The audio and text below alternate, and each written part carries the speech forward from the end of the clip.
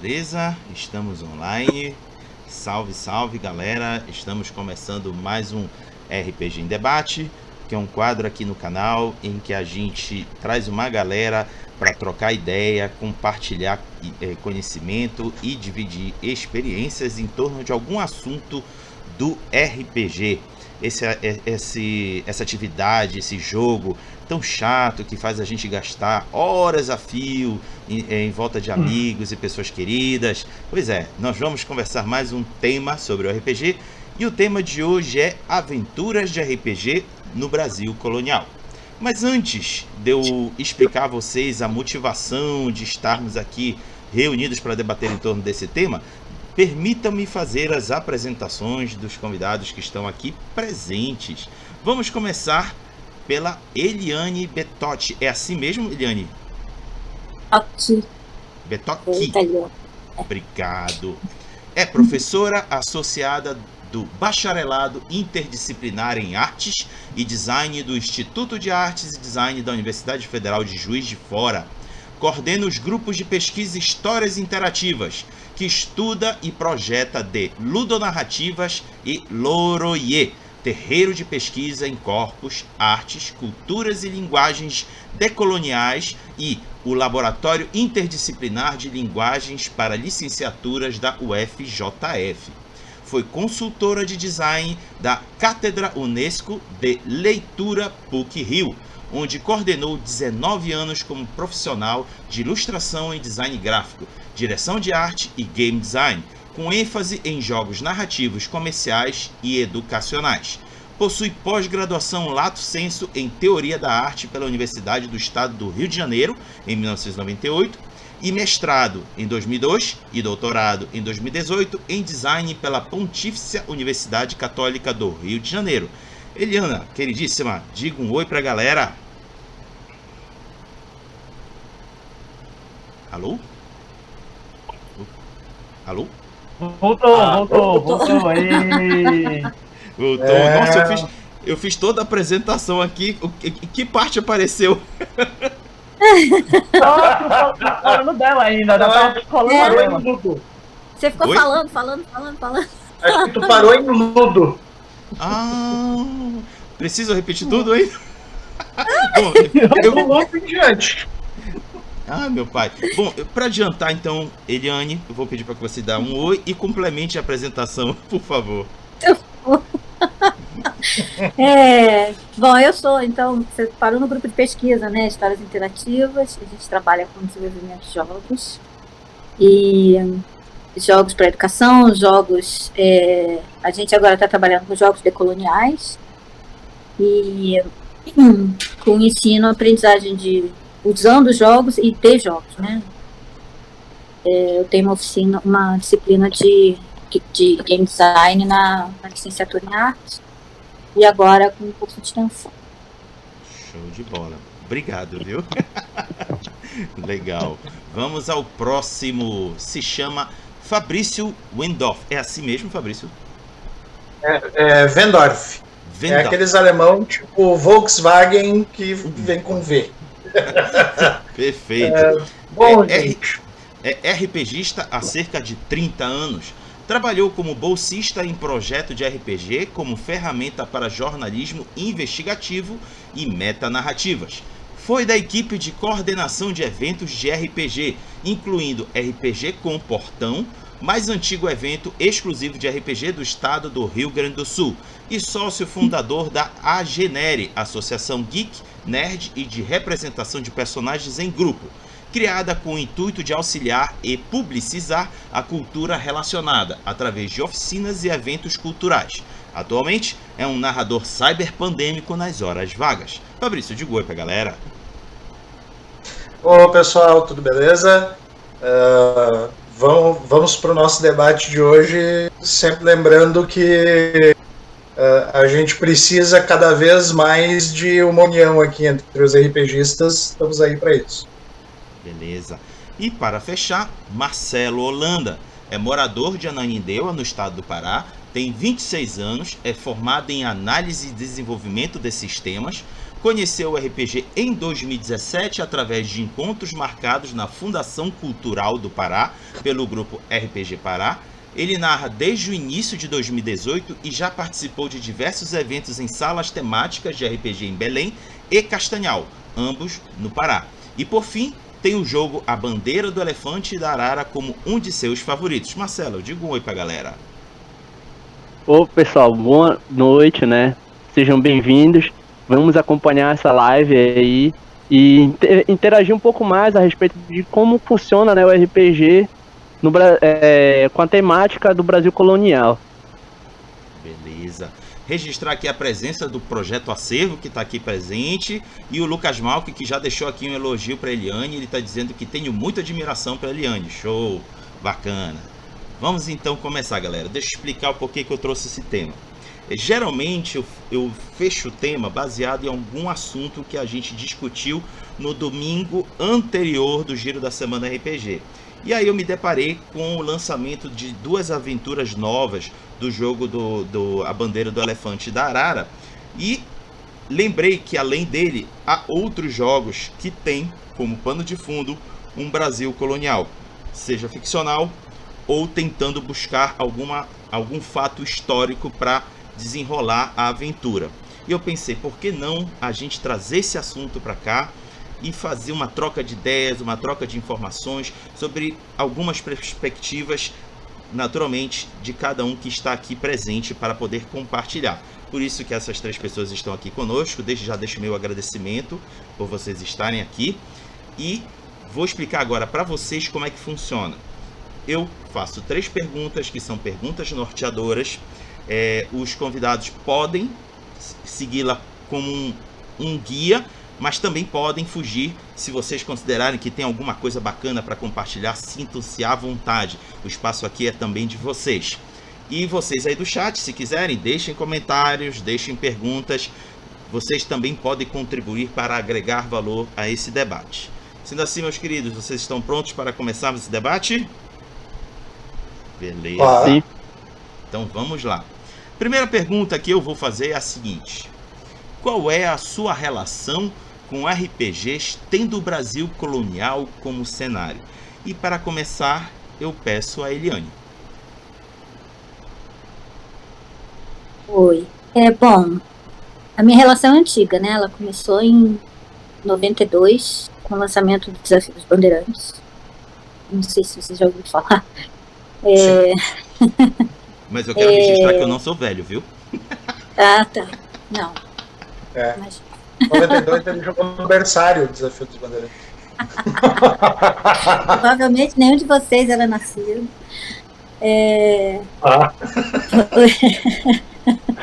Eu fui convidada para fazer a capa, né, do Desafio dos Bandeirantes. Já tinha feito a capa do Tagma, pela GSA. E foi engraçado porque, assim, eu, na faculdade, foi quando eu comecei a jogar RPG, 88, né? O pessoal começou a falar, tem uns caras fazendo um jogo ambientado no Brasil colonial, não sei o quê. Eu falei, roubaram minha ideia. Eu queria fazer isso. Mas aí um conhece o outro, me apresentaram, falei assim, vamos chamar ela para fazer a capa. Aí eu conheci os caras, né, que fizeram o Desafio dos Bandeirantes. Aí a gente passou a jogar RPG junto e tal, e eu me casei com um deles, que é o Carlos Cristo. Estamos juntos até hoje, ele tá aqui na minha Então, manda um abraço para ele. Manda. Um abraço, cara. Então é uma história antiga, né? A minha coisa colonial. Na pós-graduação, eu tive como projeto, né, como dissertação, foi refazer o projeto gráfico, né, que foi minha pesquisa, para um possível lançamento, né, do jogo. Mas aí, enfim, rolou um monte de coisa e acabou não saindo essa segunda edição, mas aí eu comecei a trabalhar com a pesquisa, né, RPG incorporais, que eu desenvolvi um doutorado e tal, e aí eu aproveitei o trabalho que eu tinha feito na pós e idealizei o Brasil Barroco, que é um cenário de Brasil colonial, mas que tem uma pegada diferente do Desafio dos Bandeirantes.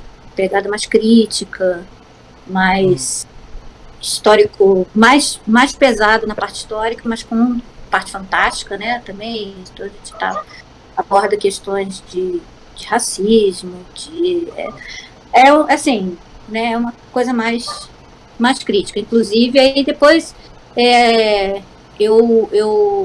uma das coisas que eu quis deixar de lado foi também esse nome, né? Eu sei que ele virou uma marca e tal, mas essa questão do bandeirante, enfim. Uhum. Mas eu acho que a gente pode falar sobre isso mais pra frente, porque eu acho que tem outras perguntas. Então é isso. A história é essa. Show de bola.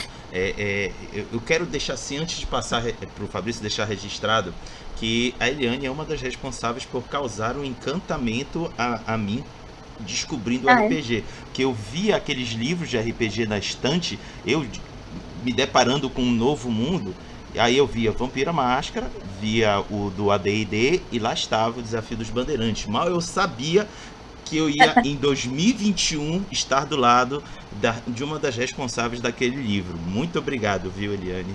Sem você, eu não estaria aqui hoje. Você faz parte dessa história. Esse aí também é culpado. E ó, detalhe, Belém do Pará. Belém do Pará, aqui no norte do Brasil. Olha só, vocês não sabem onde é que vocês vão chegar. Que bom. Vou te dizer que não é só tu, tem muitos RPGistas que estão hoje aqui, porque o nosso cenário nacional conseguiu também elevar um pouco a discussão em cima do que a gente tinha só do cenário internacional. Então, o Desafio dos Bandeirantes nos foi muito importante, nem a professora Eliane, ele estava falando Dagmar, teve uma série de RPGs nacionais que foram bastante procurados lá nos idos da década de 90 e consumidos, e esse consumo melhorou a situação do RPG nacional. Hoje só existe um Tormenta porque existiu um Desafio dos Bandeirantes, porque existiu um Tagmar, porque existiu a possibilidade do mercado ver que o RPG era vendável, era válido. Perfeito. Fabrício, aproveitando que você também já está falando, aproveite para responder a pergunta. Aproveitando para responder a pergunta. Bom, a minha história não é tão fantástica quanto a da professora, porque realmente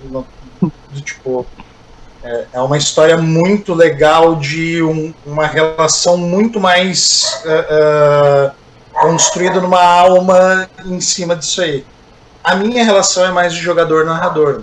Eu joguei Desafio dos Bandeirantes, olha só, lá na década de 90, durante alguns anos. Eu narrei algumas vezes também. É um cenário que eu sempre gostei, um sistema que eu também gosto. Inclusive, nesse sistema eu trabalhei para além da concepção do Brasil colônia. Eu trabalhei o período colonial em outros pontos também.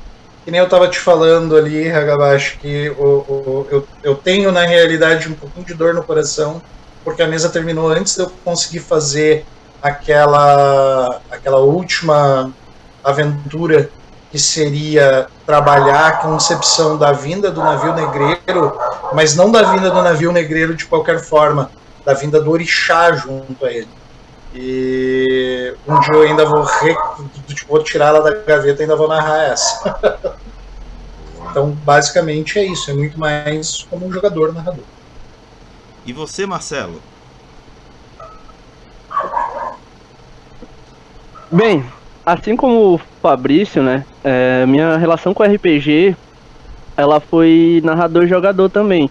Eu conheci o tema Brasil RPG colonial através de um sistema, acredito que recentemente lançado, ele é recente ainda, podemos dizer assim, que é o Bandeira do Elefante da Arara, que ele envolve bastante a temática do Brasil colonial com os elementos da nossa cultura, que está presente também, que é o nosso folclore, com os elementos místicos que estão presentes e que são poucos conhecidos.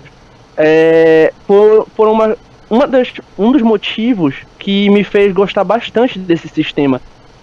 Diferente já também da professora Elaine, o meu currículo, né, com RPG não é tão grande, não é tão carregado de informações. Contudo, vivendo e aprendendo que a gente vai se desenvolvendo no mundo do RPG. E eu espero futuramente, quem sabe até mesmo, e trabalhar em cima do RPG, usando o RPG com uma base de educação também, porque ele é uma ferramenta que pode ser usada para isso. Beleza, show de bola. Essa rodada ela costuma ser curtinha mesmo, pois é mais que uma apresentação, chegar assim dizendo pra galera, olha, eu já fiz isso, já fiz isso, já fiz isso, agora estou pronto para cair de cabeça no assunto que é o que essa segunda pergunta vai provocar, que é a seguinte: para você, como seria o ideal de uma aventura ou campanha que tem o Brasil colonial como cenário? Dessa vez, convido o Fabrício para começar. Acho que primeiro ela é uma pergunta de certa forma subjetiva. Eu vou colocar o que é o meu ideal, o que eu acho mais interessante. Eu gosto muito de trabalhar a concepção de uma campanha épica que passe gerações. Então, a ideia de tu conseguir trabalhar... Estávamos falando, eu e o Hagabashi, inclusive, sobre essa questão. O Brasil colonial, a gente tem uma ideia de que isso foi antes do Império, isso foi antes da independência, mas não foi só isso. São quase 300 anos de história do Brasil. Tu tem das capitanias hereditárias até a chegada de Dom João aqui, praticamente. Tu tem muitos e muitos anos entre cada um e gerações e mais gerações. Então, quando a gente pensa num RPG onde gerações e mais gerações sejam criadas e tudo mais, em literatura principalmente, não só em RPG, tu pensa em Duna, tu pensa em épicos geracionais, assim. Eu acho que seria o ideal do jogo do Brasil colonial, para tu poder abarcar a questão histórica de tudo. Para esse ideal dar certo, tu precisa de duas coisas: pesquisa histórica e também, de certa forma, saber quando tu quebra essa pesquisa histórica. Antes eu e tu, Hagabashi, de novo, nós temos um grande problema no nosso país. O nosso país é extremamente machista e extremamente patriarcal. Se a gente ficar pensando que ele é machista e patriarcal e não der espaço para as mulheres na mesa porque ele era machista e patriarcal, estaremos sendo machistas e patriarcais como era esse Estado. Trabalhar a inclusão dentro desse jogo é absolutamente essencial.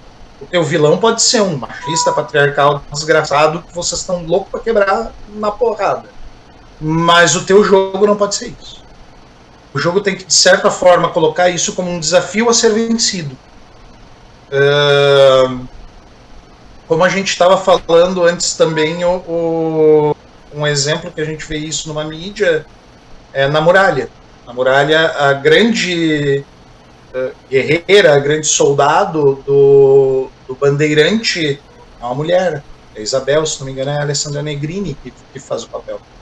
Então, acho que o ideal de um jogo colonial é tu saber que existiu esse período histórico e aonde esse período histórico vai dar espaço para como nós trabalhamos nele, incluindo, ao invés de excluindo. Perfeito. Marcelo, por favor. Bem, a ideia de campanha, assim, eu nunca tive, porque foi um sistema que eu pouco explorei com o meu grupo de jogadores. Embora eu goste bastante pelos elementos e justamente por conta das coisas que foram colocadas no livro, no sistema em si, que costuma facilitar, é uma coisa que não é muito buscada.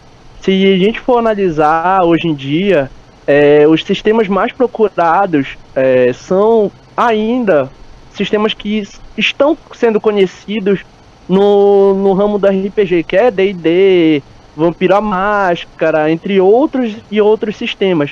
E são poucos os sistemas brasileiros que são realmente valorizados, podemos dizer assim, mas ainda assim é necessário, é importante ressaltar que é necessário a aplicação desse sistema como um sistema universal também, que ele pode sim ganhar destaque no mundo todo, não só como assim como D&D, assim como a Vampiro à Máscara.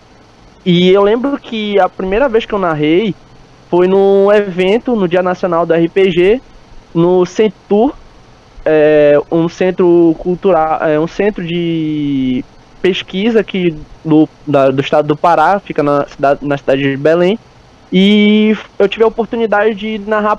Foi uma one shot, mas que, mesmo sendo uma one shot, foi uma coisa que posso dizer assim que me encantou, porque foi onde o grupo com quem eu tava para quem eu tava narrando, eles fizeram coisas que eu não esperava. Eu tinha criado os personagens, cada um com uma história específica, e eles realmente foram de acordo com o que o personagem fazia. Tinha alguns que extrapolavam, mas tinha uns que seguiam firmemente a base do personagem. Eu coloquei personagens negros, personagens brancos, a mesclagem dos índios com os indígenas também, com o povo indígena, então eu trabalhei isso bastante.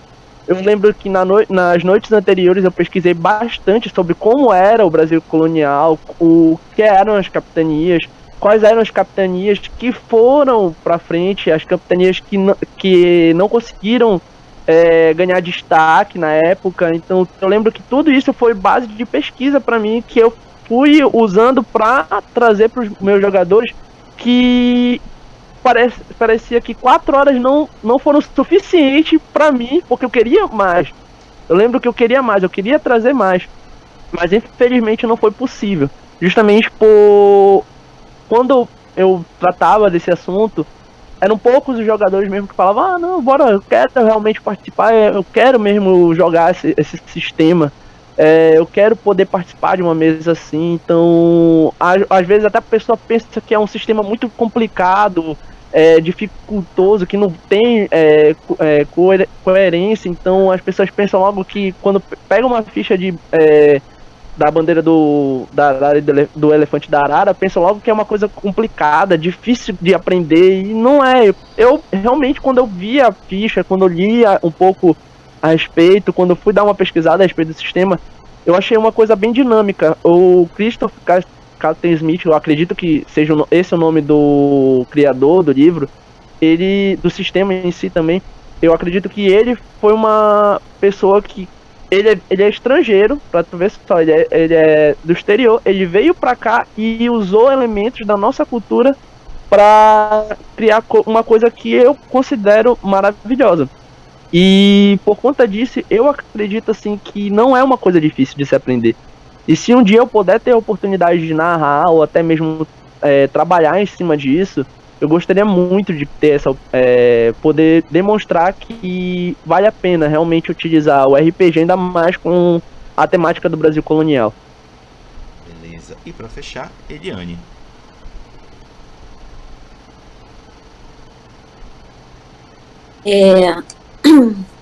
Então, o nosso, eu vou falar, obviamente, do Brasil Barroco, que é o jogo que eu uso, né, que a gente usa tanto para diversão quanto na faculdade, né, nos cursos. Esse jogo ele já foi concebido pensando no... Porque eu gosto de trabalhar com microhistória, né? Construir, assim, investigar como é que era o dia a dia das pessoas, etc. É óbvio que, sabendo que a gente nunca vai compreender perfeitamente, né, as coisas, porque você não é uma pessoa daquele tempo, né?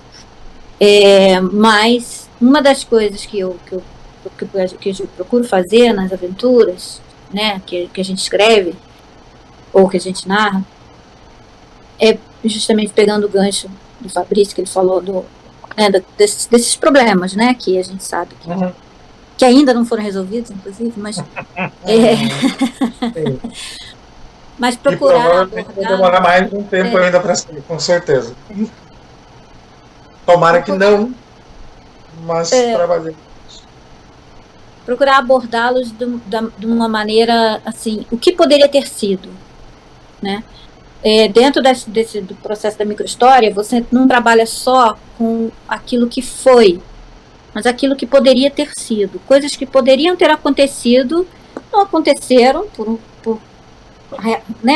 aleatoriedades da vida, mas poderiam ter acontecido. Então, na hora de construir personagens e tal, eu sempre procuro construir, focar nesse tipo de personagens, pessoas que poderiam ter existido, né, e que teriam desafiado o status quo da época, né. Então, uma das personagens que conta parte da história do Brasil Barroco, do livro, né, que assim, constrói a narrativa do livro, é justamente uma artesã mulata, mulher.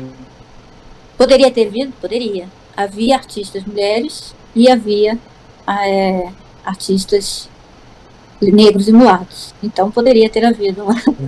Então nessa vibe que a gente constrói o cenário, né? O próximo suplemento, vamos dizer assim, que a gente vem trabalhando é o de piratas. Que piratas? Todo mundo adora pirata. Eu tenho aqui até meu Jolly Roger aqui tatuado. Vai trabalhar em Sacramento, pirata? Nós vamos trabalhar com Caribe, nós vamos trabalhar com Paraty. Woodes Rogers esteve em Paraty em 1709. Não, é muito legal também. Na época colonial, nós tivemos pirataria aqui no Brasil, para além de Paraty, né? Tivemos aqui em Sacramento, então, o Uruguai fazia parte do Brasil, e Sacramento é no sul do Uruguai. E em Sacramento havia toda uma rede de portugueses que faziam a pirataria dos navios que desciam a Prata, pelo Rio da Prata, e eles assaltavam o navio. Desculpa, Elaine, desculpa pela parte. Só pra... Mas aí a ideia é trabalhar com... Aí a gente vai construindo, né? Construir o navio pirata com todas aquelas personagens assim, que poderiam ter existido. Então, novamente, o capitão é uma mulher mulata, e a maior parte da tripulação é de negros, né? Irlandeses, todos os, né, vamos dizer assim, os enjeitados, toda a relação que havia entre piratas e quilombolas, né, que existiu mesmo. Enfim, a vibe do Brasil Barroco é bem essa. Ela tem uma parte épica, na medida em que você, em geral, é uma pessoa, né, do povo, das classes favorecidas, ou uma pessoa, né, fora das esferas de poder, e você tem que sobreviver. E esse é que é o épico, essa questão da sobrevivência. Inclusive na geração de personagem, né, que agora é um Google Form, né, que eu traduzi tudo agora para Google Form, você escolhe, você pode escolher o sexo da personagem, você pode escolher a profissão, mas aí você sorteia a etnia. Então, se sorteia, dependendo da etnia que saiu, seus sonhos todos vão por água abaixo, porque você não pode.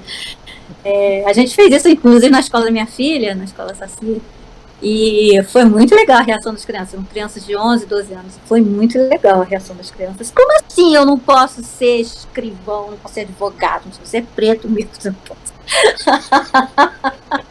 E eles ficavam assim, Eu falei, como que a gente sofre? E aí a gente então procura focar nessas questões, sem abandonar a parte fantástica, né? A gente tem todo um trabalho, obviamente, com o resgate de esculturas afrodiaspóricas, né? Principalmente o calundu e o que é a origem do candomblé, vem do candomblé banto, né? Que foram os primeiros povos que vieram, né? Porque o candomblé iorubá ele só chega no século XIX, né? Que vem com as princesas e a família real iorubá. Mas a gente trabalha faz uma construção do que deveria ter sido o candomblé banto sincretizado, escondido, etc. Assim, só para dar um adendo, que eu falo de candomblé, falo de umbanda, porque eu sou candomblessista iniciada, então então eu gosto de falar, gosto de né? Fique à vontade, mande bala. Tal, Sim. porque até porque a gente sabe, né, que também macumbeiro só. Sim, com certeza. Com certeza. Mas fique à vontade, o espaço é seu também aqui. Então é isso, gente. Assim, dentro da nossa proposta, né, de cenário, o tipo de aventura é esse. A gente tem evitado, né, só para fechar, a gente tem evitado aprofundar muito na questão indígena, porque o nosso trabalho, nosso processo de trabalho, ele parte do envolvimento direto, né, autoral.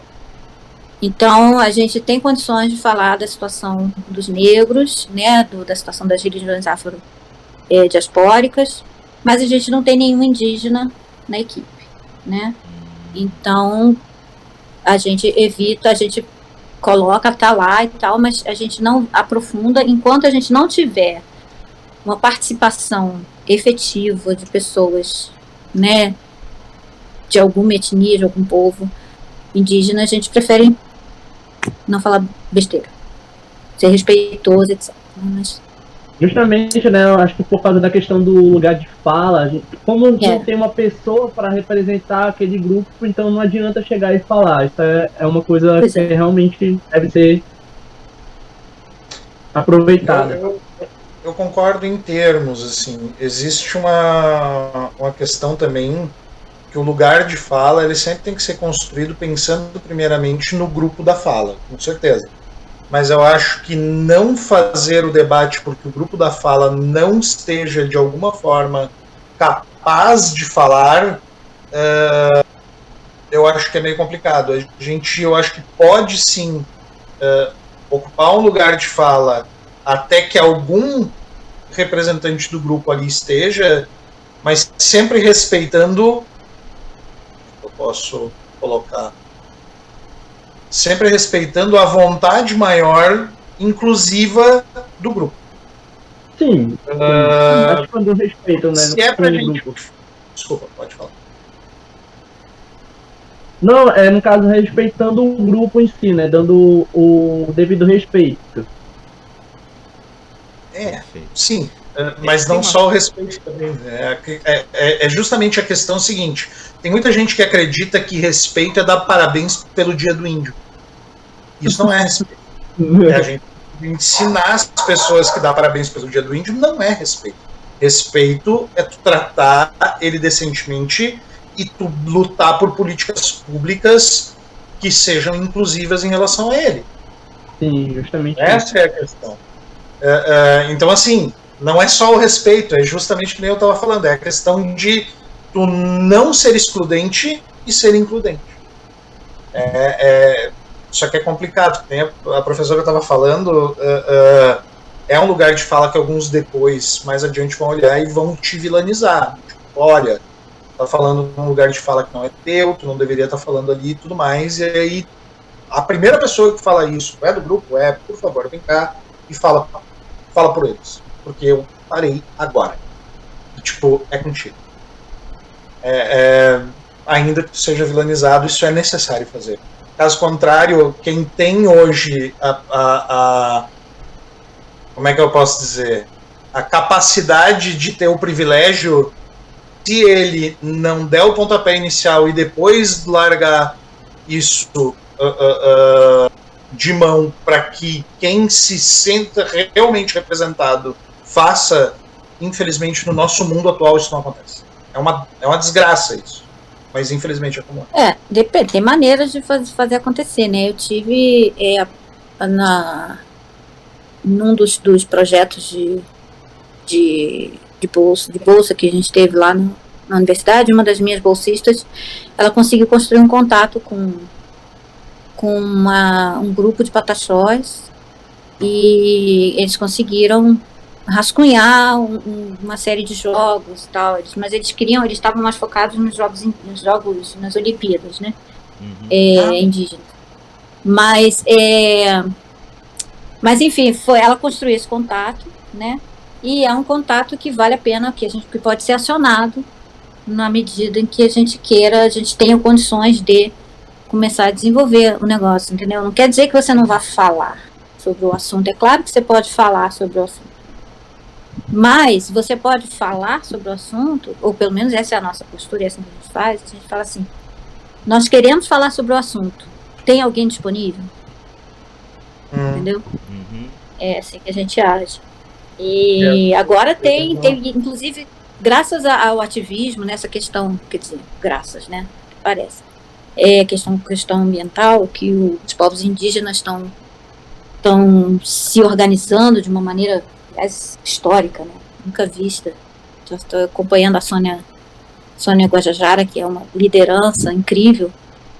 E agora, inclusive, a gente está tendo mais acesso às questões culturais, às particularidades dessas etnias, né? Existe um instituto, que é o Instituto Socioambiental, que tem um site que mapeia todos os povos brasileiros, né? E aos poucos a gente vai tendo acesso a essas informações, porque até então também não tinha, né? Era difícil você Sim. informação. Então agora fica até mais fácil você correr atrás dos contatos. Você, olha, a gente quer desenvolver. Tem alguém que queira trabalhar conosco? Né? Se tu quiseres, assim, eu posso te passar depois o contato da equipe do Brasil in the Darkness.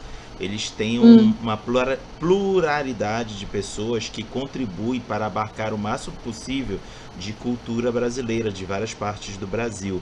Pode ser que vocês possam trocar bastante informação. Eles, inclusive, têm indígenas junto à equipe. Ótimo. Até porque o jogo, nossa plataforma, que é a Incorporais, ela só existe assim, na base da colaboração. Ótimo, então vou te passar depois o contato. Mas deixa eu aproveitar, gente, que eu quero tocar no assunto que vocês três pautaram na fala de vocês e que eu acho crucial para aquele que pretende jogar algum RPG tendo o Brasil colonial como cenário. História. Vocês três falaram isso. Inevitavelmente, a pessoa, seja o narrador em uma medida maior e os jogadores mais livres, mas também precisando ler um pouco, precisam meter a cara na história para pelo menos entender por alto o que foi esse período. E também, já escutei, não só de vocês, mas também de terceiros, que é uma boa forma de apresentar o RPG na educação e vice-versa. Aí nós vamos falar especificamente agora da história no RPG, ou RPG na história. Como vocês enxergam essa relação tendo o Brasil colonial no assunto? Para começar, Fabrício. Poxa. Essa pergunta para mim é uma das mais complicadas, assim. Por que ela é complicada? Porque para mim o RPG ele não é uma questão sistemática. O RPG está para o jogo de tabuleiro como o tabuleiro, não como as peças, não como o sistema de regras. Então, o RPG, ele sendo uma categoria e não o jogo em si, ele literalmente pode ser utilizado em todo tipo diferente de sistema para que possa trabalhar o cenário que mais tu gosta, mais te dá vou correr o risco de usar uma palavra forte, tesão. Então, assim, existem sistemas hoje que são específicos, como a bandeira do elefante da arara. Existem sistemas que são um pouco mais antigos, como o desafio dos bandeirantes, mas que ainda é interessantíssimo hoje, porque lá tu vai ler uma série de fatos que, pra gente, na década de 90, quando a gente lia, eram quase que desconhecidos. Tu vai ter ali uma série de questões de um revisionismo histórico que era praticamente desconhecido nas escolas públicas, e que hoje em dia que está começando a ser repassado para o pessoal de ensino de segundo grau, que nem é mais segundo grau, Denuncia tua idade. Então, assim, basicamente a relação entre os dois é a relação do tudo com o tudo. E é isso que eu gosto no RPG. Se tu quiser, tu pode abarcar absolutamente qualquer coisa a partir. Nesse sentido, eu acho que um dos melhores sistemas que tem para tu trabalhar o Brasil Colônia, agora talvez alguém vá tentar buscar meu endereço e me cagar a pau aqui, seja GURPS. E GURPS é um sistema universal. Eu sou um fã em conteste do sistema, e tu vai conseguir trabalhar desde lá do início do Brasil colonial até o final um conjunto de regras meio semelhantes para tu colocar o teu cenário em si. É o único que tem para trabalhar? Com certeza não. Tem N outros cenários que pode utilizar e que vão ser interessantes para ti. Bom, acho que é isso, basicamente. Beleza. Marcelo. Bem, eu tive na época a oportunidade de conversar com o próprio criador do sistema da bandeira do elefante da arara. Eu lembro muito bem que quando eu conversei com ele, o pouco que eu conversei com ele, eu quis saber a respeito de como é que ele teve acesso a todas essas informações que ele adicionou no livro. Porque realmente é uma coisa, como o Fabrício disse, a gente não chegou a ver isso na época do colégio, a gente não chegou a acompanhar isso na nossa vida escolar. Eu mesmo fui uma pessoa que, quando eu estudava história, eu sou aficionado por história. Por sinal, tenho uma professora de história que eu amo muito até hoje, e que uma vez eu pensei justamente em apresentar um RPG para ela, para trabalhar justamente com isso. Que é a professora Rose Nogueira. Ela é uma professora de uma escola técnica aqui do estado do Pará, e ela trabalha até hoje com esse fervor, sendo professora de história, que isso me admira muito. São poucas as pessoas que hoje a gente vê que valoriza mesmo o trabalho de professor, de querer ensinar, de querer educar. E eu lembro que quando eu conversei com ele, logo após essa conversa, logo após toda a questão de eu apresentar o RPG da bandeira do elefante da arara, o público, eu lembro de ter entrado em contato com ela justamente para tentar levar para a escola uma forma de incentivar o aluno a aprender um pouco mais, a se voltar mesmo, porque eu lembro bastante que na época que eu estudei, existiam bem poucos projetos que faziam com que o aluno se sentisse engajado com a educação. E hoje em dia eu percebo que falta muito disso na questão educacional. E ainda mais quando a gente fala sobre o Brasil colonial, o período do Brasil colonial, ou até mesmo da época do Brasil. Muitos nem querem estudar, preferem estudar Guerra Fria, preferem estudar a Segunda Guerra Mundial, outros eventos históricos, mas não querem focar no Brasil colônia. Contudo, o Brasil colônia é uma coisa que realmente é muito desvalorizada, até mesmo pela própria pessoa que está presente no cenário, que é o brasileiro.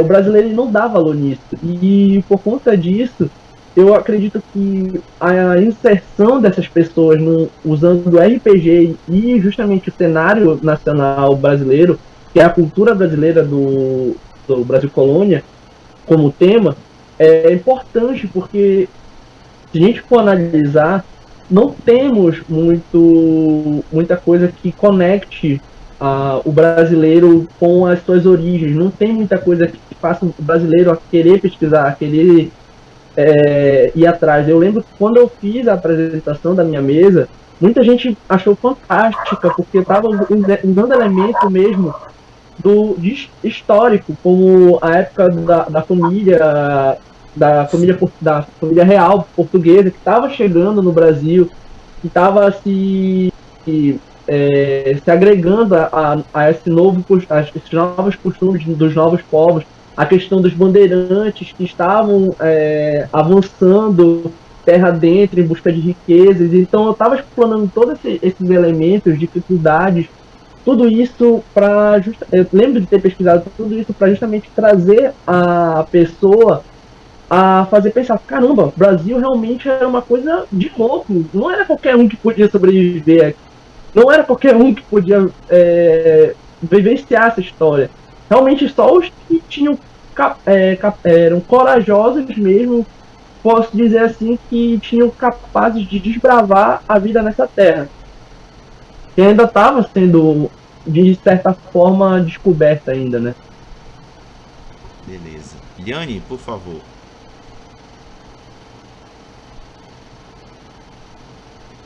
Descoberta ou invadida, do ponto de vista dos também. Descoberta não porque, desculpa cortar, né, mas descoberta não porque eles já estão aqui, a gente não descobriu. Então, do ponto de vista deles é invasão, foi invasão. Uhum. Mas, gente, me deu um branco. Você perguntou sobre a questão da história. A relação do RPG com a história. Uhum. Então, isso foi uma das relações que me marcou. Eu, no segundo grau, atual, né? No segundo grau, eu passei o meu segundo grau desenhando nas apostilas da escola. E eu achava um saco, né? Depois que eu fui começar a jogar RPG na faculdade, E aí é que eu fui me interessar por história. Aí é que eu fui aprender história, de fato. Porque então a gente só decorava para a prova e tal. Mas essa relação, foi o RPG que me fez estudar história, me interessar por história. Eu comecei jogando D&D, né? AD&D, na verdade, e eu comecei a pesquisar então sobre Idade Média, por causa do famigerado termo fantasia medieval. E aí, quando eu ia estudando tal, eu ia jogar com os meus amigos e falei assim, mas na Idade Média não tinha isso, a gente ficava putos. Mas isso não é Idade Média, é fantasia. Todo mundo chama de fantasia medieval, porque não é medieval. E assim foi, né? Agora, vocês Jovem Sim, tem uma coisa maravilhosa chamada Google. E na época que eu escrevi, tinha nada, você tinha que ir para aquelas bibliotecas. Nossa, eu não tô tão longe também. Era um rolê. Em 94 era tudo pesquisa em papel. Pois é, e era difícil. Aí quando eu li, assim, comprar, saiu aquela coleção História da Vida Privada no Brasil. Que foi de onde eu peguei a maior parte da minha pesquisa, né? Eu fiz nessa coleção, que foi de um grupo de historiadores e tal. Foi assim, foi a primeira vez que saiu, de fato, que veio ao público uma quantidade de informação sobre história, né? Incluindo a microhistória, que é a história do cotidiano, história das coisas, história do vestuário, história das relações. História, por exemplo, da condenação de, acho que era Maria Rosário, eu não me recordo o nome da moça no Rio de Janeiro que foi presa por fazer manteiga. Porque manteiga era um produto que só a metrópole podia vender para o Brasil. Pois é. Pegar leite, bater e fazer manteiga era proibido. Você Era tinha que crime. comprar. Era proibido. Por isso que era pimenta do reino, queijo do reino, né? Queijo do Que- reino, daí tinha a manteiga do reino. É. Mas aí foi ali aquele livro, foi assim, foi um achado, né, para fazer minha pesquisa. E aí eu ia lá, quero ver na fonte, que é a história da pessoa da mulher que foi presa por praticar calundu, não sei o quê. Onde é que está a documentação disso? Está na Torre do Tombo em Portugal, ou seja.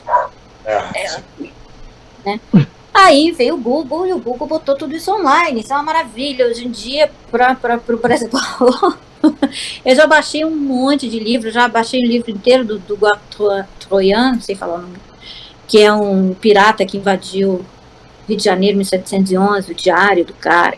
Tudo facsímiles. O livro que eu me inspirei para fazer a parte de descrição do cenário, que é o Cultura e Opulência do Brasil com suas drogas e minas, do Padre Antonil, eu fui na Biblioteca Nacional, no Rio, tive que entrar lá na parte não sei o que, lá, botar luvinha, pegar o microfilme do livro, né, e o livro não podia sair, porque é um livro de 1711, original, né, e hoje em dia ele está na internet. Eu baixei ele em PDF. Então, povo, não reclama. Hoje em dia é muito fácil fazer pesquisa histórica. É muito fácil, tá tudo online, E é muito bom. É muito bom que você descobre um monte de coisa. A gente, na nossa pesquisa de piratas, né, pesquisando na Inglaterra, a gente descobriu como é que chama? Os bordéis de travestis, as Molly Houses. Olha que legal. Tinha bordéis de travestis na Inglaterra. Assim, você descobre essa parte da microhistória, né? Que é justamente o que nos interessa mais. Então, sim, eu acho que a história existe uma relação de mão dupla. O inteiro, pelo menos para mim, né? O RPG ele me levou a gostar de história, e quanto mais eu vou pesquisando para fazer um cenário, mais eu curto jogar RPG. Sim. Show. Uma retroalimentação. Permitam-me usar a fala da Eliane, que eu me senti super representado por ela agora. Não é que eu não gostasse de história, mas aí eu vou revelar a minha idade agora. Eu também sou do segundo grau, viu? Da época do segundo grau, hoje conhecida como ensino médio. E naquela época, assim, eu não sou educador para bater assim o martelo e dizer era assim, mas a minha impressão é que o conteúdo programático que era feito para nós seguia um padrão muito fechado e muito predeterminado do que a juventude precisava estudar e devia estudar naquela época. Tínhamos militar, meu. Oi? Isso. Na ditadura militar era justamente isso. Exatamente. Era um conteúdo programático muito fechado, muito engessado, e não conseguimos porque não sabíamos. Como é que a gente pode assumir uma culpa por algo que nem sequer tínhamos ideia que tinha disponível de conhecimento? Mas não sabíamos que havia muito mais além daquilo que estava sendo ensinado pra gente. E aí onde eu estou querendo chegar? Quando eu comecei a estudar Belém, a história de Belém, para narrar aventuras de Vampiro à Máscara em Belém, que aqui eu admito, já falei algumas vezes e gosto de repetir, eu não consigo narrar nada que seja fora de Belém, porque eu amo essa cidade e é aqui que eu quero jogar. Então, eu olhando para o meu conteúdo de história de colégio, muito pouco era pautado de Belém, do estado do Pará. Muito pouco. Era mais tipo da borracha, Bela Época, essas coisas. Era muito mesmo, superficial. Era muito superficial, cara. Quando eu comecei a me deparar com o conteúdo histórico que tinha disponível depois, além da escola, eu olhei assim, gente, como é que isso não foi passado pra gente? Aí eu vou dizer pra vocês do que eu tô falando.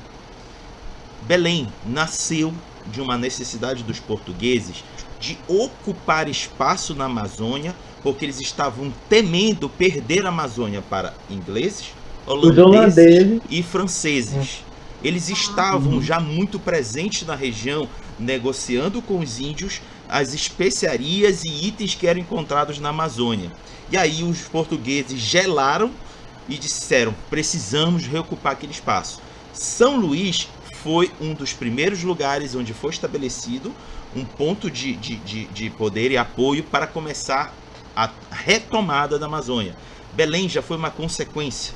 Belém e várias outras cidades à margem do Rio Amazonas, que se prova o que eu estou dizendo, porque todas essas cidades reproduziu-se nome de cidades portuguesas. Belém, Santarém,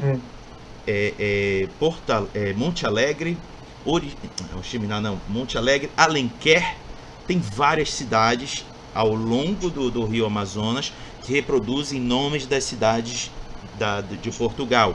E em todas elas foram construídos pequenos fortes.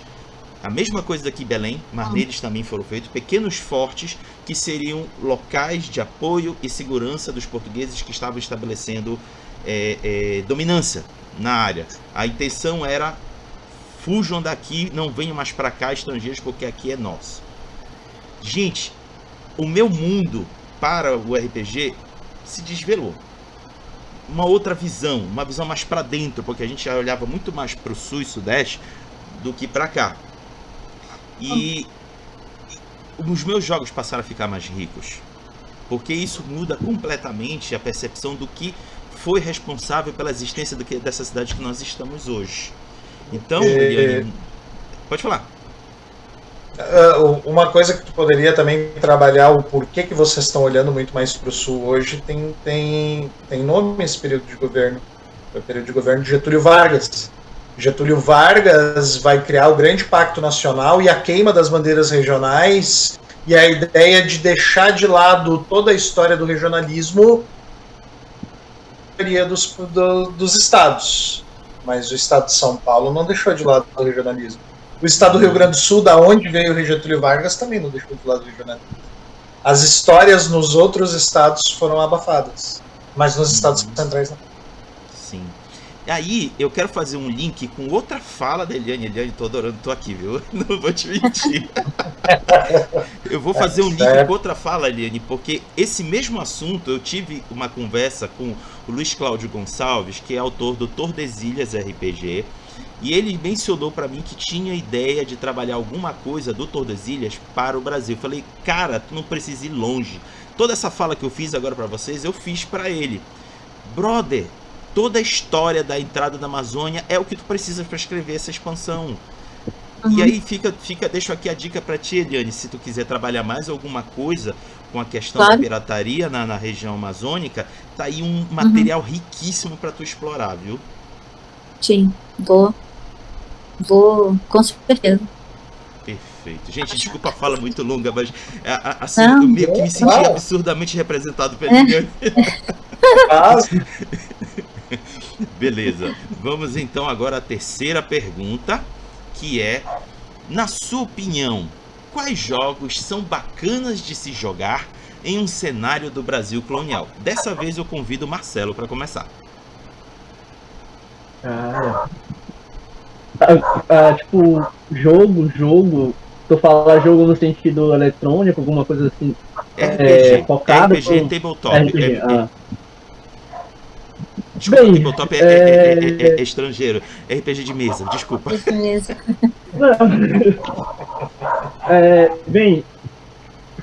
Eu comecei mesmo a jogar o RPG de mesa com a temática Brasil colonial justamente através do sistema que, como eu já havia citado anteriormente, que é o Bandeira do Elefante da Arara.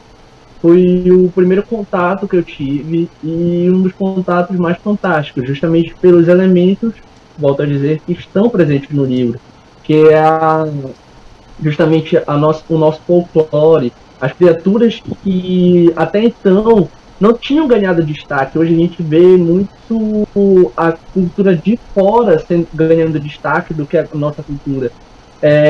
As pessoas quase não davam importância para mula sem cabeça, a não ser em contos de criança ou histórias que a gente ouve muito aqui, que quando a gente vai para o interior, que são as histórias de pescador que a gente ouve, de que um pescador encontrou a mula sem cabeça, ou que viu a Matita Pereira pedindo fumo, entre outras coisas.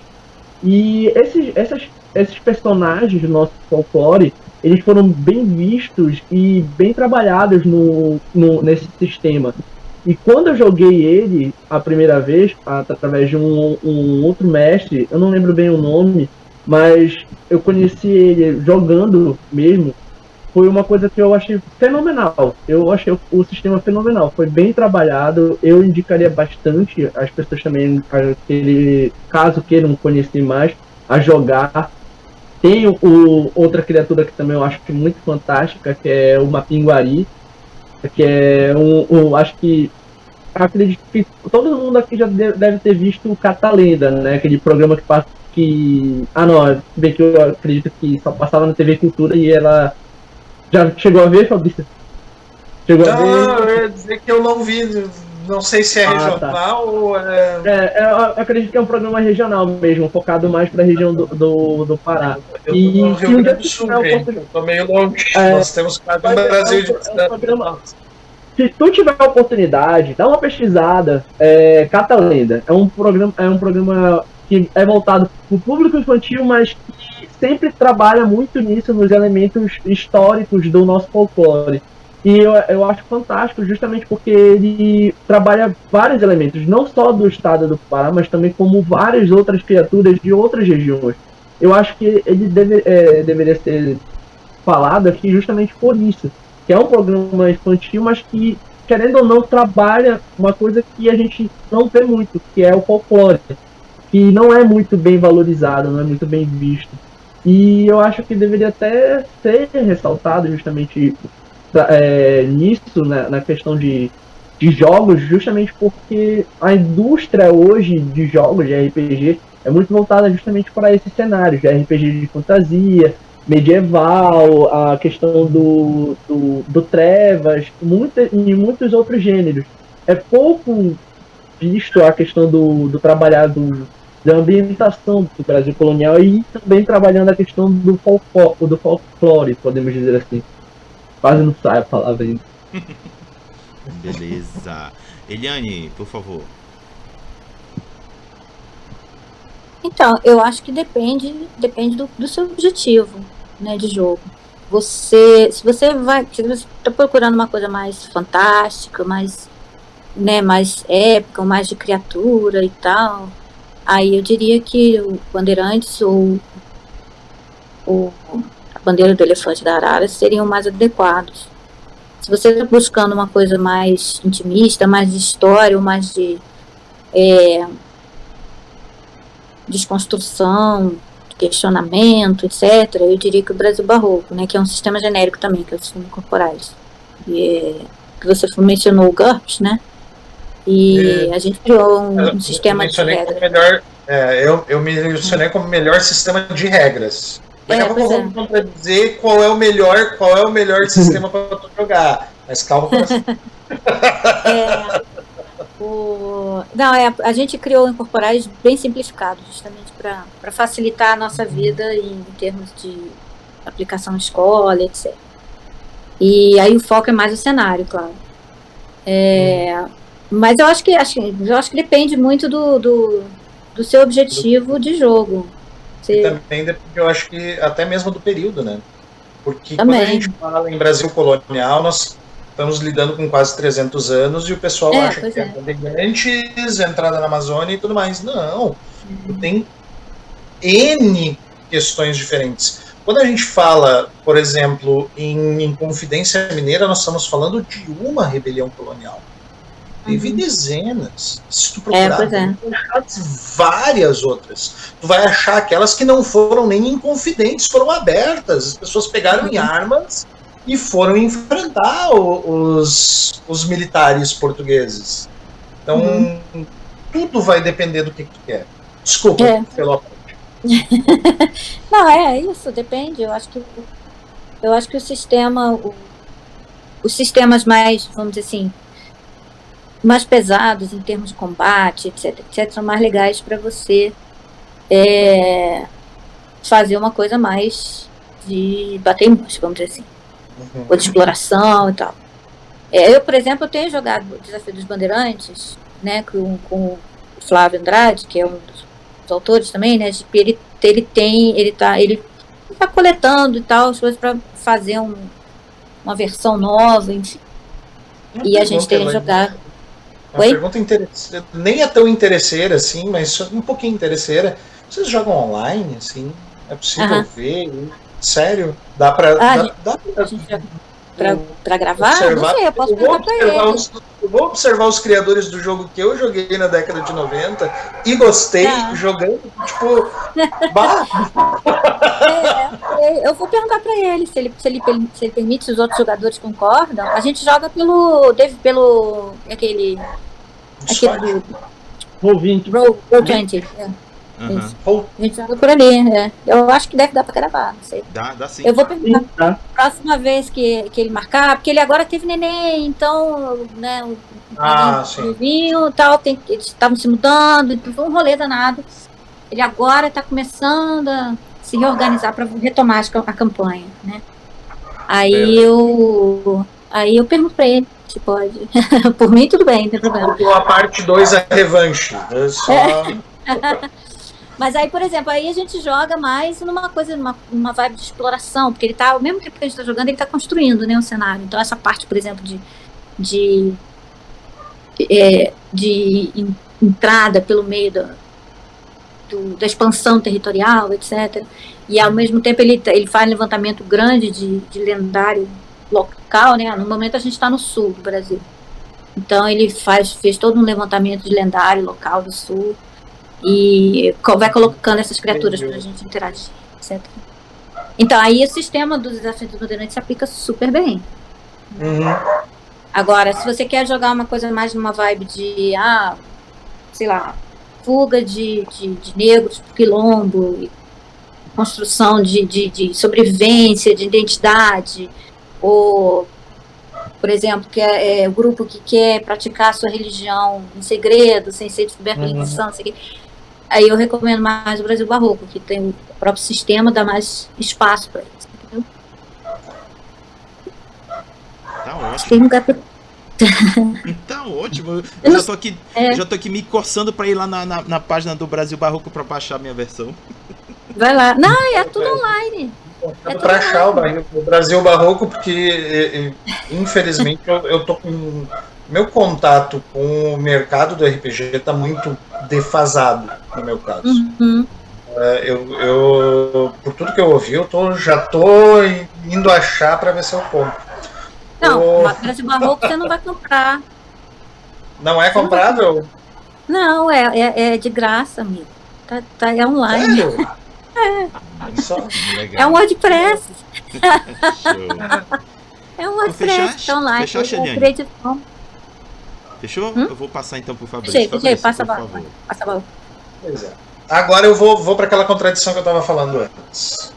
Eu acho o GURPS um dos melhores sistemas para fazer isso. Qual é o sistema que eu usaria não GURPS? Eu usaria sistemas nacionais.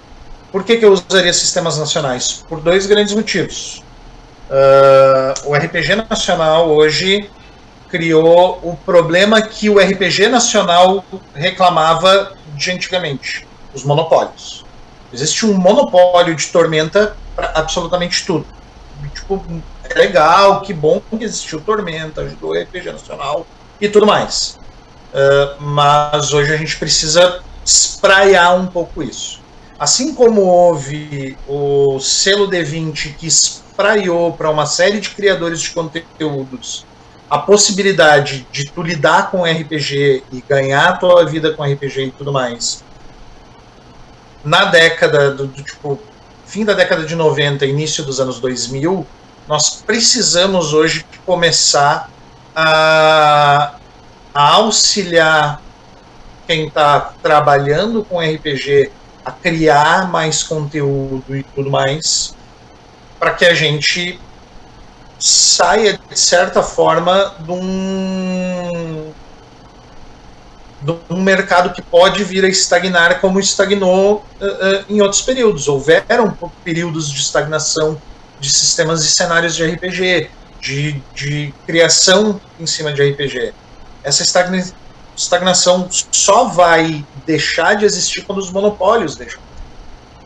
A estagnação ocorreu quando John Wick, que é um criador de conteúdos norte-americano, foi obrigado a vender de porteira fechada o seu jogo, que era a Lenda dos Cinco Anéis. Obrigado não, ele até ganhou com isso. E a partir dali ele demorou muito tempo para fazer outros jogos que fossem de sucesso. Hoje está com Seven Sea. Então, assim, nós temos hoje uma necessidade cada vez maior e mais premente da gente conseguir ajudar o nacional. Nós temos uma crise que está se avizinhando, gente. Nós temos uma situação que vai ser bem difícil para o Brasil. E a gente ficar ajudando o RPG de fora, enquanto tanta gente aqui dentro vai precisar, e nós vamos precisar economicamente nos suplementar, por assim dizer, nos auxiliar, seria uma temeridade, para dizer o mínimo. Então, acho que o melhor sistema hoje, o melhor tipo de jogo que pode ter hoje para jogar o RPG, o melhor sistema são os nossos. Dito isso, o melhor jogo no conjunto da obra aí é aquele que tu conseguir criar com pesquisa, que nem a gente estava falando ali, pequenas ideias. A ideia de o grupo de vocês é um grupo que está sendo contratado por pessoas que acham injusto alguém bater manteiga e ser preso. O grupo de vocês está sendo reunido porque vocês vão auxiliar as autoridades a expulsar alguém de uma fazenda. E o twist disso é que quando vocês expulsam essa pessoa, ela é portuguesa. Porque quem auxiliou vocês é holandês. Uma espécie de jogo de Brasil que não é Brasil, que é o nosso Brasil holandês. Então, assim, trabalhar ideias é sempre o mais complicado. Uma boa leitura, uma boa conversa sempre vai ajudar isso. E para boas leituras, RPG nacional é algo que não só te ajuda, mas te ajuda a fomentar nós mesmos. É isso aí. Beleza. Bom, vou aproveitar que ainda tem um tempinho aqui e jogar a pergunta extra, que tem a ver com música. Sendo assim, vamos lá. Qual canção você acha que serviria como trilha sonora para uma cena ou aventura tendo como cenário o Brasil colonial? Mas eu vou explicar a vocês por que eu estou fazendo essa pergunta, porque a resposta de vocês será usada para uma das sessões da rádio RPG Pará, que é a rádio do seu acerto crítico sonoro matinal. Eu pego a indicação das pessoas e ao final da fala das pessoas vem a música propriamente dita para a galera curtir. Então eu vou pedir para cada um de vocês fazer essa indicação e essa fala vai para a rádio RPG Pará. E para começar, peço para a Eliane.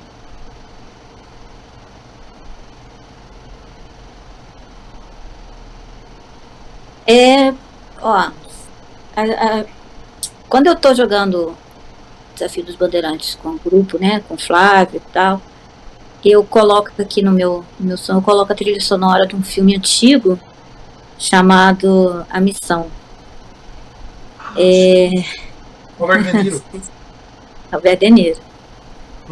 Eu acho assim, foi uma das trilhas sonoras que eu achei mais interessantes em termos de amálgama, vamos dizer assim, de música colonial, tanto europeia, quanto tem flautas indígenas, tem uns batuques. Eu achei que o cara conseguiu, o Ennio Morricone, né? Ele conseguiu fazer assim, uma espécie de síntese bacana. Então eu gosto muito de ouvir essa trilha sonora quando eu tô jogando. Eu escuto muito barroco, né? Corelli, Vivaldi, enfim, a minha pirata, por exemplo, toca violino, então eu pego uma série de concertos para violino do Arcângelo Corelli, que eu fico lá imaginando que é ela que está tocando. Batuques de sons de tambor africano, né? Tem muita coisa acho no Spotify, eu baixei uma série de diferentes ritmos africanos, músicas indígenas.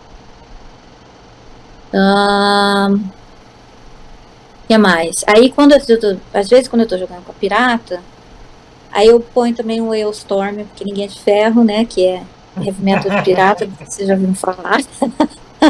Adoro. Eu sou metaleira, tá, gente? E o que mais? A música de pirata. A trilha sonora do Black Sails é sensacional. Aquele Bear McCreary, né? Ele pega instrumentos da época, né? E faz também uma síntese muito bacana. Sei lá, é isso que eu escuto quando eu tô jogando Brasil Colonial. Tá ótimo, tá ótimo. Fabrício, sua vez. Caramba, cara, eu não sei nem o que dizer nesse sentido. Assim, eu uso bastante música nos jogos, mas normalmente eu pinço essas músicas mais de ouvido do que de memória. Então, assim, eu não lembrava que Ennio Morricone era da Missão, mas sim, ele é fantástico, a música é fantástica. A música é quase que um personagem à parte no filme Missão. O que eu me lembro muito, que eu joguei, mas aí num jogo de vampiro que a gente fez, que era no período colonial, que era no Brasil, onde eles enfrentavam um inquisidor, foi Cálice, Guarda. É um tiro meio longe da lua, porque é uma música relativamente atual, que trabalha um período ditatorial, mas que pela ideia do cálice dela e pela forma que eu queria fazer a cena, uma pausa dramática maior funcionava. É complexo, assim. Eu pensei que seria uma música. Eu estava pensando nessa para a questão da Inquisição, principalmente. Deixa eu ver que outra dá para trabalhar. Cara, acho que Frevo Mulher é uma boa música que eu também gosto de trabalhar em momentos de festa e tudo mais, quando tu trabalha sertão.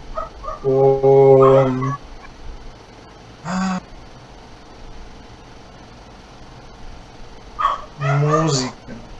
Acho que é isso, gente. Tem tipo, duas ideias. Se vocês não conhecem, deem uma olhadinha. Cálice é bem arrastada. Ela é uma música que quase tu sente o dó e a dor na música. E o Frevo Mulher é uma música mais pra frentex, assim. Beleza, não tem problema. A sua vivência já serve como explicação do porquê que você está indicando a canção. Marcelo, você para fechar. Bem, eu nunca tive a oportunidade de usar a música para ambientar, mas assim, eu ouço bastante música e sempre gosto de associar o ambiente que a pessoa está ali com a música para que ela se sinta mais imersa. Isso vai depender também muito da situação onde essa pessoa se encontra, digamos assim, num baile de gala, onde, digamos assim, um burguês está fornecendo um baile de gratidão pelo digamos assim, um comércio um tratado comercial bem feito com os portugueses. Então ele está trazendo um baile para festejar isso. Eu coloco músicas daquele momento, digamos assim, do Brasil Colônia, que eram músicas que burgueses ou a elite ouvia. A mesma coisa do tipo de grupo, vai do mais rico ao mais pobre. A pessoa que, digamos assim, vai curtir no bar da esquina, vai curtir no canto mais pobre mesmo da cidade, numa taverna, digamos assim. Então a pessoa vai, ou até mesmo, como a professora havia dito, eu também uso elementos de batuques, de tambor, justamente por se tratar também da questão afrodescendente. que também é importante. Os sons, eu gosto muito dos sons de batuque. Por sinal, eu gosto de usar até mesmo certos elementos de filmes, como o filme do Pantera Negra, como as músicas que são tocadas no filme, que são justamente voltadas para o público afrodescendente, que conta um pouco que faz a associação um pouco do povo. Eu gosto muito de fazer isso, trazer esse elemento pro meio do RPG. Também tem a questão dos bordéis, como também eu gosto muito de usar as músicas de um jogo que eu acredito que poucos conhecem, que é o... me esqueci agora. Assassin's Creed Bandeira Negra. É o Black Flag. Black Flag, desculpa. É um jogo... Black Flag. É o Black Flag. É um dos jogos que eu gosto bastante, justamente por tratar da época de pirata também, e quando a pessoa tá navegando, as músicas que estão tocando, que o povo vai tocando no navio é muito legal, é muito imersiva. Então, dependendo da situação, dependendo da cena que a pessoa se encontra, eu uso a música de acordo com o evento. Beleza. Bom, estamos agora nos encaminhando para as considerações finais, que é o momento em que os convidados irão falar aquele pensamento, nossa, passou do momento, não dá mais para falar, não, dá sim. Aqui nas considerações finais você fala aquela fala que você estava com vontade e chegou o momento. Claro, vocês também poderão falar sobre os seus trabalhos, fazer um chabado que você tem feito e ao final dar um até logo para a galera. E para começar, peço para o Fabrício.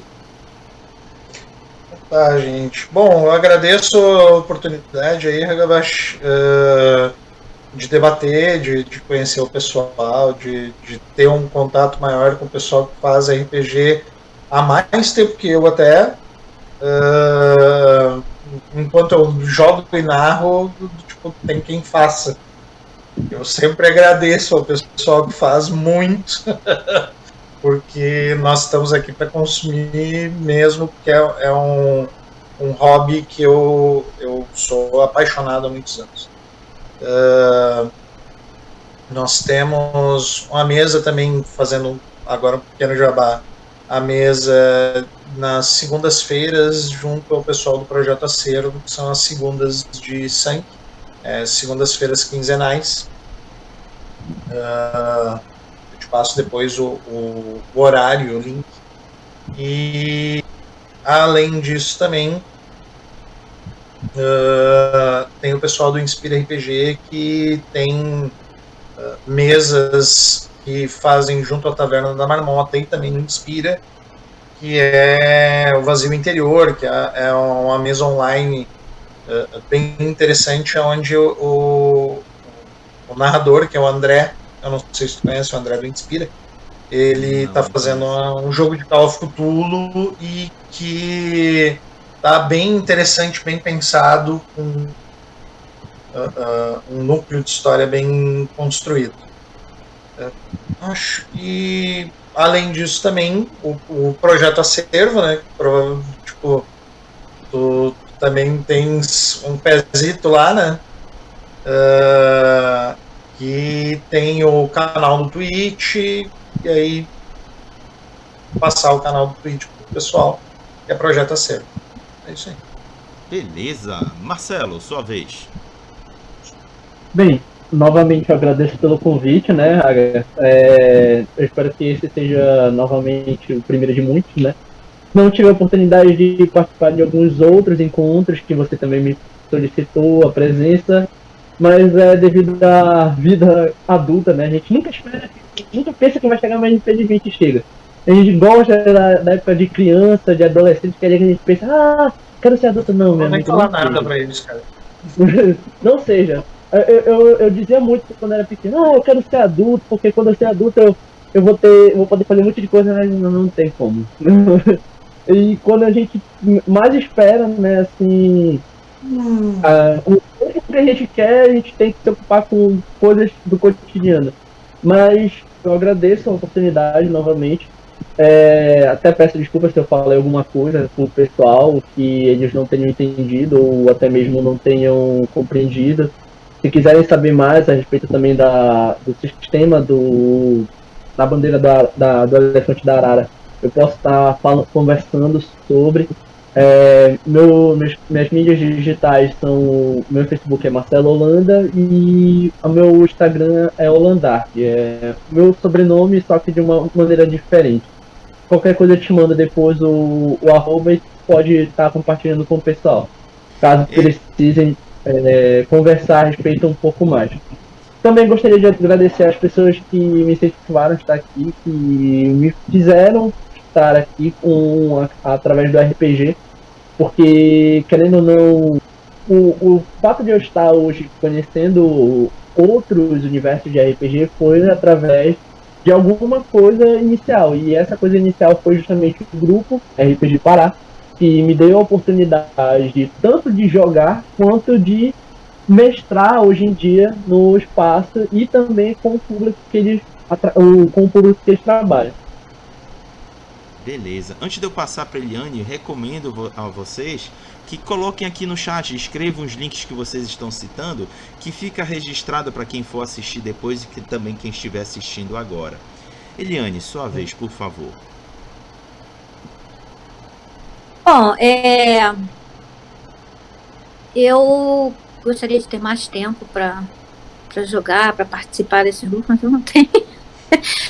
Só para você saber, né? Vida de adulto. Vida de adulto é um saco. É dormir e pagar boleto. Você não faz mais nada. Exatamente isso. Nós temos, acho, uns 20 anos a mais que tu desse processo, meu querido. A gente, na realidade, queria estar no início dele até. Pois é. Porque assim, eu vou deixar o link aí depois, né, do Incorporais, que é o nosso projeto. Ele é um projeto de pesquisa, um projeto de ensino-aprendizagem, um projeto de jogo, né, de entretenimento mesmo. Ele é gratuito, ele é Creative Commons. E ele parte da premissa, por isso que o nome é Incorporais, ele parte da premissa de incorporar a produção do jogador. Então, tudo aquilo que você produzir, você pode mandar pra gente, a gente provavelmente vai publicar, não sendo uma coisa muito, né, ofensiva, coisa que vale, a gente publica no site e passa a fazer parte do cenário, né, passa a fazer parte do cano. Um adendo, eu gostaria de saber mais até, eu vou querer ter esse link justamente por saber mais a respeito. Eu tenho um projeto também, justamente com a mesa dos jogadores, que eu agradeço por estarem comigo até hoje, que eles sofrem muito comigo, a minha mesa. E minhas queridas cobaias, vocês, se vocês estiverem assistindo isso, ou se um dia vocês quiserem chegarem a assistir, né? Eu gostaria de fazer um adendo justamente porque eu ultimamente tenho tido bastante tempo até mesmo para criar histórias. Então, professora Elaine, gostaria de saber a respeito de como a gente pode estar conversando para compartilhar mais esse universo que eu tô criando, em parte, né? Usando minhas queridas cobaias. Então, o nosso sistema é um sistema genérico. Ele te permite criar o teu próprio cenário e usar o sistema, ou você jogar um dos nossos cenários e por exemplo, transformar a aventura que você jogou com o teu grupo, você transforma numa aventura pronta, ou transforma em aventura solo, ou qualquer outra coisa que você queira, entendeu? Ou transforma num conto, transforma num vídeo, sei lá, num videogame, se você tiver. Tá, assim, a gente está aberto e a nossa ideia é justamente colocar online para que outras pessoas possam aproveitar, né? Então, tem, assim, algumas contribuições já, tem muita contribuição dos meus estudantes, né? Então, tem personagem que os estudantes criam, que a gente publica. E na parte específica do Brasil Barroco, a gente quer muito participação, né, justamente no levantamento de situações que a gente possa transformar em aventura, né? Aventura pronta. Então, assim, por exemplo, fazer um suplemento Belém seria sensacional, né? Deixar publicar lá. Só que, assim, é de graça, né? Ninguém vai ficar rico. Eu posso até te adiantar. Eu posso até te adiantar, Eliane, tem um material do Glailson Santos, que é um dos integrantes do Brasil in the Darkness, que ele escreveu o conflito que houve entre os portugueses que construíram o forte que originou Belém com os indígenas que haviam na época. Foram conflitos muito sangrentos e, quem sabe, pode ser explorado no material de vocês. A gente pode transformar numa aventura pronta, entendeu? Ou aventura solo, sei lá, o que for mais interessante. Mas assim, a gente tá aqui de braços abertos para receber esse tipo de produção, né? Porque a gente tem que pensar, às vezes, que nem toda aventura tem o final que se deseja. O Último dos Moicanos me vem em mente quando eu penso nisso. Pois é. O final que abre, na realidade, espaço para tu perceber o quanto a gente está errado no que a gente está fazendo. Pois é. Então, chegamos ao final de mais um RPG em Debate, cujo tema foi Aventuras de RPG no Brasil Colonial. Desde já deixo o meu enorme obrigado a vocês, Eliane, Fabrício e Marcelo, por terem engrandecido esse debate. Amei trocar ideia com vocês, principalmente escutar vocês. Foi assim, para mim, uma construção maravilhosa para me preparar mais para alguns rolagens de dados com essa temática no futuro. Agradecer a quem participou com a gente no chat e para quem for nos assistir depois, agradecer por ter chegado até aqui. E, para finalizar, peço para que os convidados junto comigo digam até logo para a galera. Pessoal, boa noite, boa semana e até a próxima. Valeu, obrigada, hein? Até a próxima.